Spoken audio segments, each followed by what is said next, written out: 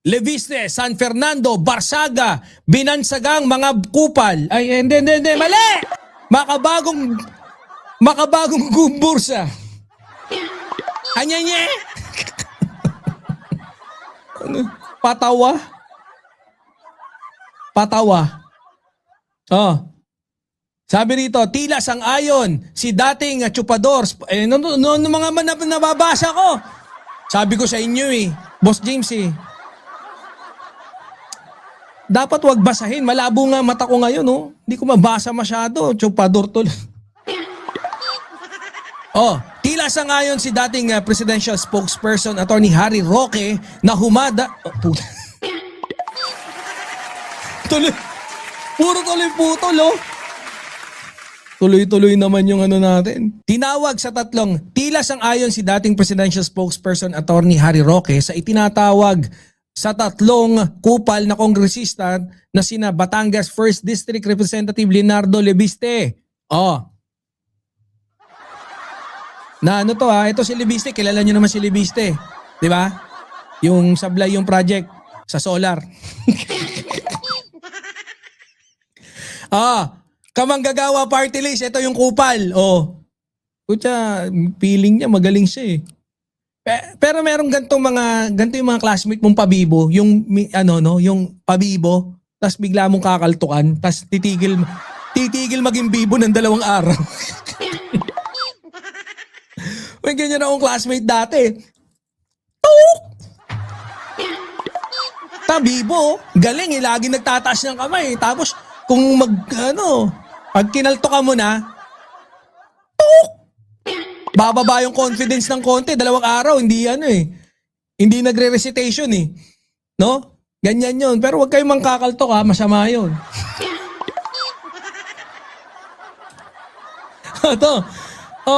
Tapos, si San Fernando, Eli San Fernando. Putyang gala, napakabanal. Alam mo, napakabanal ng pangalan mo pala. Si Book of Eli. Tapos San Fernando. Ayop na yan. Tapos demonyo ka? Putya, wag ganon. Demonyo ka. Kaya putya yung pangalan mo, San Fernando.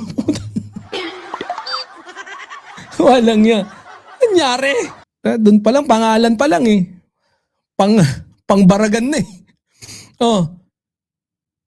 Tapos, eto pa, isa sa talagang gombursa, si Kiko Barsaga. Bilang makabagong gombursa. Etong si Roque, kahahada mo yan Kahahada mo ng pakbet. Hindi, di ba? Kasi sa yung hada, kain yun humada ka na naman ng pakbet dyan sa sa Vienna, Austria.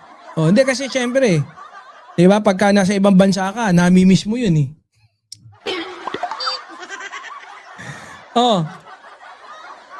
Inakusahan sila ng ang gumbursa ay kolektibong tawag sa mga paring sina Mariano Gomez, Jose Burgos at Jacinto Zamora. 3 paring Katoliko na binitay ng pamahalaang kolonyal ng Espanya noong Pebrero 17, 1872. Okay. Ako hindi kasi ako masyadong yung gumbursa. Sorry don't be offended dun sa mga magkaiba tayo. Pero the 3 is the most least na favorite ko pagdating sa mga heroes ng Pilipinas. Ako lang yun it's my opinion. Sige. Sabi dito, inakusahan sila ng kasong sedisyon at pakikilahok sa Cavite, mutiny. Isang pag-aalsa ng mga sundalo at na manggagawa sa Cavite Arsenal. Bagaman hanggang ngayon ay itinuring ng maraming historiador na kulang o gawa-gawa ang ebidensya laban sa kanila. Ganon. Ang sedisyon naman ay kaso o itinuturing na krimeng politikal. Ang sedisyon? Sige, pwede siguro. Sa kinasasangkutan ng mga kilos, pahayag o panulat na may layuning mag-udyok ng galit paglaban o pag-aalsa laban sa umiiral na pamahalaan o otoridad. Karaniwan hindi kinakailangang may aktwal na armadong pag-aalsa upang matawag na sedisyon. Sapat na ang paghihikayat sa publiko na suwayin o pabagsakin o pahinain ang kapangyarihan ng Estado sa paraang labag sa batas. Pasok ka dyan, pukis! Oh, pasok ka! Pasok si Pukis dito. Di ba? Oh, sapat na ang paghikayat. Oh, wala, nang hikayat ka, kaya ikaw yon.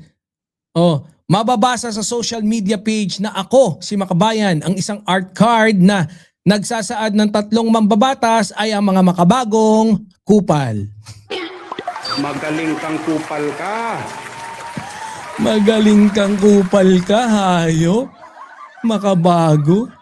Putyang haba pa nito. Ulul, kala nyo babasahin pa na.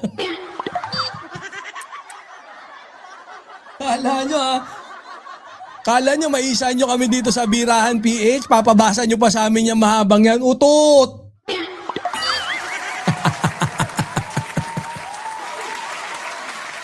hindi nyo kami madadali dito. Ulul, tumigil kayo ha. Hahabaan nyo pa yan ha. Tumigil kayo dyan.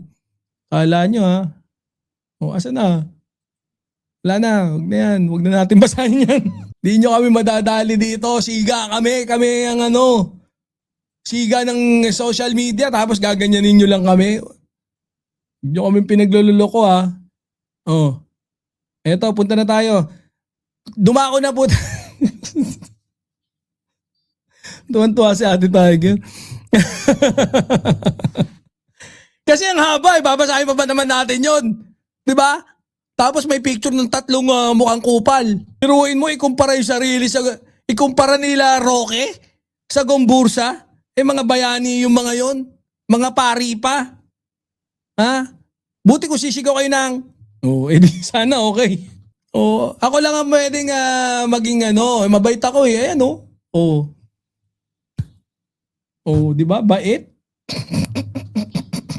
Di nyo kami pwedeng rin dito. Hindi nyo kami pwedeng basta-bastahin. Anyway, proceed na tayo sa ating susunod na topic. At yun nga, ang ating susunod na tatalakayin ay pera gumugulong! Patay! Sino to? Huwag mo sabihin bunso. Eto. Magandang gabi po sa lahat.